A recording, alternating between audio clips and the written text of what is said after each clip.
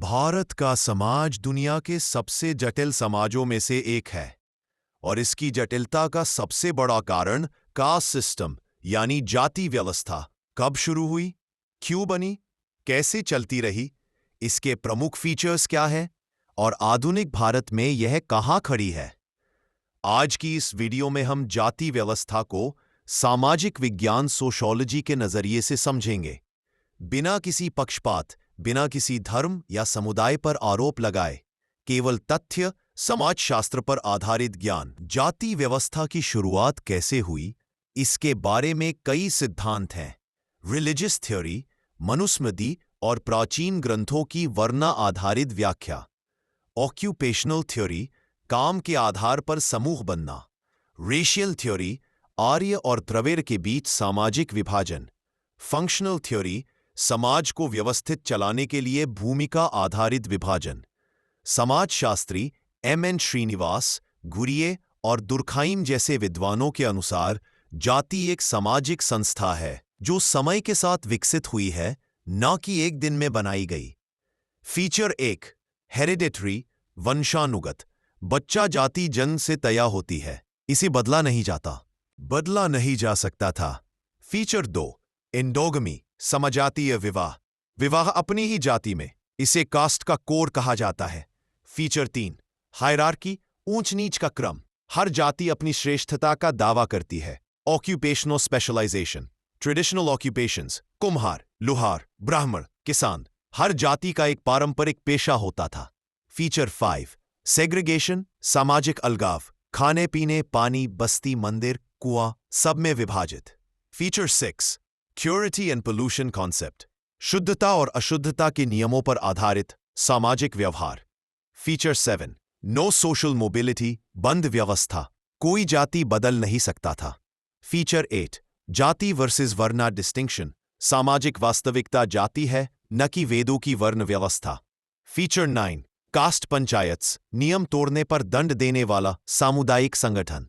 Feature 10, cultural distinctiveness, हर जाति की अपनी रीति रिवाज। फीचर 11, फूड रिस्ट्रिक्शंस, किससे खाना लेना है, किसे देना है, सब तय। फीचर 12, अनइक्वल पावर डिस्ट्रीब्यूशन, कुछ जातियों को अधिक शक्ति, दूसरों को कम अवसर। एक स्ट्रक्चरल फंक्शनल व्यू, कई समाजशास्त्री जाति को एक फंक्शनल सिस्टम मानते थे, काम बांटने, व्यवस्था बनाए रखने और सामाजिक स्थिरता के लिए। 2 कॉन्फ्लिक्ट थ्योरी, मार्क्स और वेबर के अनुसार यह एक एक्सप्लॉयटेटिव व्यवस्था थी जहां शक्ति कुछ समूहों तक सीमित रहती थी। 3 M N. Srinivas, sanskritisation and westernisation. Sanskritisation, निचली जाति का ऊंची जाति जैसा व्यवहार अपनाना। वेस्टर्नाइजेशन, आधुनिक शिक्षा, कानून और मूल्य अपनाना। इन दोनों ने जाति व्यवस्था को काफी बदला है।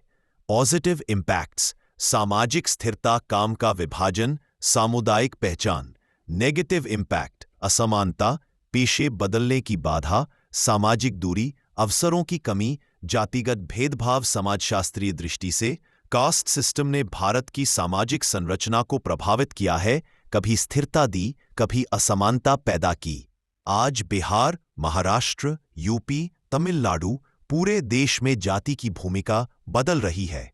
शिक्षा, शहरीकरण, कानून, लोकतंत्र, राजनीतिक जागरूकता, इन सब ने जाति को कमजोर भी किया है और नए रूप में भी उभारा है। आज जाति का असर पहले जैसा नहीं, पर कई जगह दिखाई देता है। पहचान, राजनीति, सामाजिक संबंधों में। जाति व्यवस्था भारत के समाज का सबसे पुराना और सबसे महत्वपूर्ण हिस्सा है। इसे केवल काला या सफेद कहना गलत होगा। ये एक कॉम्प्लेक्स सोशल इंस्टीट्यूशन है जो हजारों सालों में बदलती रही है। आज जरूरत है शिक्षा, समान अवसर, सामाजिक न्याय और इंसान को इंसान की तरह देखने की। जाति एक ऐतिहासिक संस्था है, लेकिन भविष्य हमारे हाथ में है। बड़ी मेहनत से वीडियो बनाते हैं, प्लीज लाइक करें, सब्सक्राइब करें, नोटिफिकेशन भी ऑन करें ताकि मुझे और वीडियो बनाने का सपोर्ट मिल सके। धन्यवाद।